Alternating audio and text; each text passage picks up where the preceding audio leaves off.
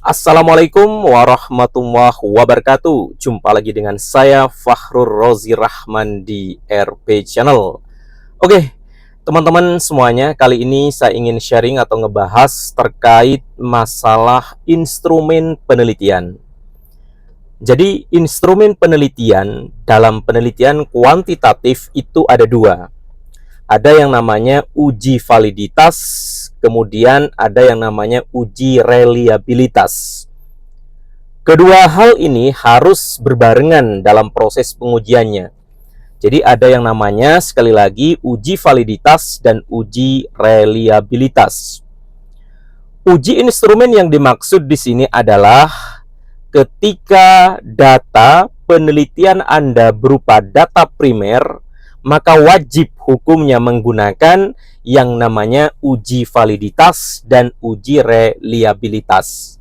Namun ketika data penelitian Anda berupa data sekunder, maka tidak wajib, tidak usah menggunakan uji validitas dan uji reliabilitas. Jadi sebenarnya apa sih yang dimaksud dengan uji validitas itu? Uji validitas itu adalah sebuah pengujian instrumen yang dilakukan untuk mengetahui apakah instrumen tersebut dapat digunakan untuk mengukur apa yang seharusnya diukur. Dalam artian, sederhananya begini, ketika Anda mau mengukur sebuah panjang meja, misalnya ya, ketika mau mengukur sebuah panjang meja, maka instrumen yang tepat adalah berupa, yang jelas berupa meteran atau penggaris, kan seperti itu. Jadi ketika instrumen yang digunakan itu sudah tepat, maka data atau jawaban tersebut bisa dipastikan benar atau valid. Jadi seperti itu. Beda lagi konteksnya ketika Anda mengukur panjang meja, namun instrumen yang Anda gunakan bukan meteran atau bukan penggaris, maka bisa dipastikan data atau jawaban tersebut pasti salah atau tidak sesuai. Jadi sederhananya seperti itu. Kemudian, apa sih Pak yang satunya lagi yang disebut dengan uji reliabilitas? Karena lagi-lagi ya, uji validitas ini harus berbarengan dilakukan dengan uji reliabilitas. Uji reliabilitas itu adalah merupakan sebuah pengujian instrumen di mana instrumen tersebut bisa diketahui akurasinya seperti apa, atau tingkat konsistensinya seperti apa, atau ingin mengetahui instrumen tersebut dapat dipercaya atau tidak. Itulah uji reliabilitas. Kemudian biasanya di bab 4 itu setelah dilakukan analisis, katakanlah Anda menggunakan pengujian menggunakan alat bantu yang namanya SPSS ya. Dalam pengujian uji validitas biasanya menggunakan tingkat signifikansi 0,05. Jika hasil dari output SPSS menunjukkan nilai di bawah 0,05, maka bisa dinyatakan valid instrumen penelitian tersebut. Kemudian ada cara lain yang sering digunakan adalah menggunakan perbandingan antara R hitung dengan R tabel. R hitung tersebut bisa Anda baca, bisa Anda ketahui pada bagian output SPSS. Di bagian tabel tersebut ada yang namanya R hitung. Biasanya ada bintang 2 di situ. Nah, baru setelah diketahui angkanya berapa, R hitungnya kita bandingkan dengan R tabelnya. Disebut valid ketika R hitung lebih besar dari R tabel. Kebalikannya, jika R hitungnya lebih kecil dari R tabel, maka instrumen penelitian tidak valid. Jadi seperti ini ya.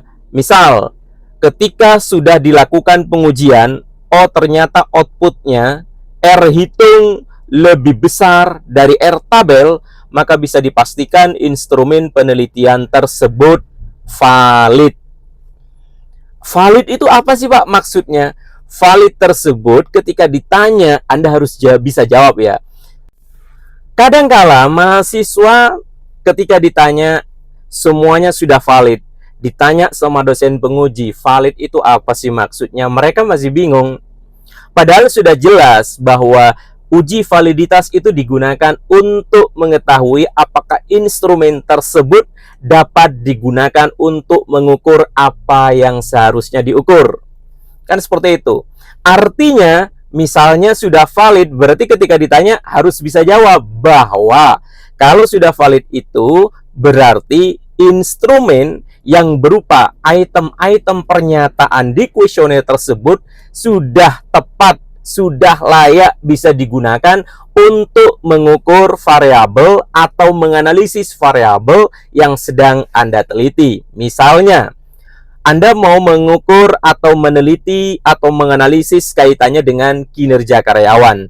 Anda harus tahu dulu nih indikator-indikator dari kinerja karyawan. Misal, indikator dari kinerja karyawan, satu misalnya berkaitan dengan kualitas pekerjaannya seperti apa. Yang kedua, berkaitan dengan kuantitas atau output pekerjaan yang dihasilkan, yang dicapai. Kemudian berkaitan dengan efektivitas pekerjaannya misalnya. Kemudian berkaitan dengan ketepatan waktu. Kemudian berkaitan dengan kedisiplinan misalnya, tanggung jawab dan lain sebagainya.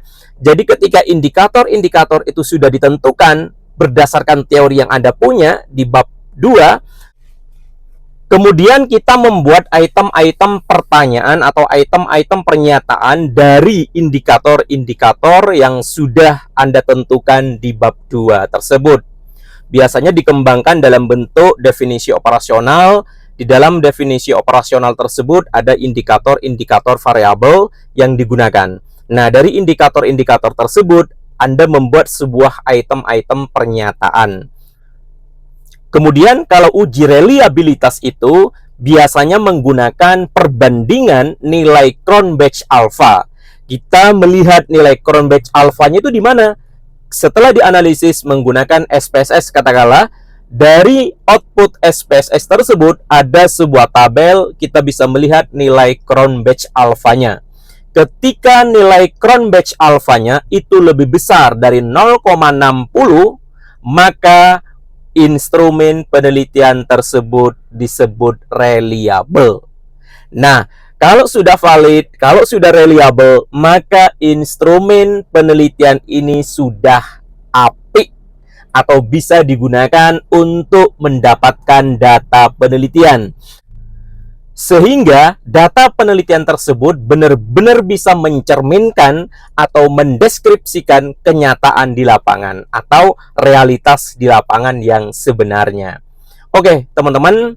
Jadi kalau kita ditanya tentang uji instrumen itu ada dua, uji validitas sama uji reliabilitas. Keduanya harus terpenuhi, harus valid, harus reliable ketika data penelitian Anda berupa data primer. Biasanya data primer ini didapatkan dengan penyebaran kuesioner atau angket. Jadi seperti itu ya. Saya rasa cukup untuk video kali ini. Semoga bermanfaat dan jangan lupa klik subscribe, like, comment, and share. Semoga video ini benar-benar bisa membantu dalam proses Anda sidang skripsi atau lagi menyelesaikan tugas akhir di perkuliahan. Assalamualaikum warahmatullahi wabarakatuh.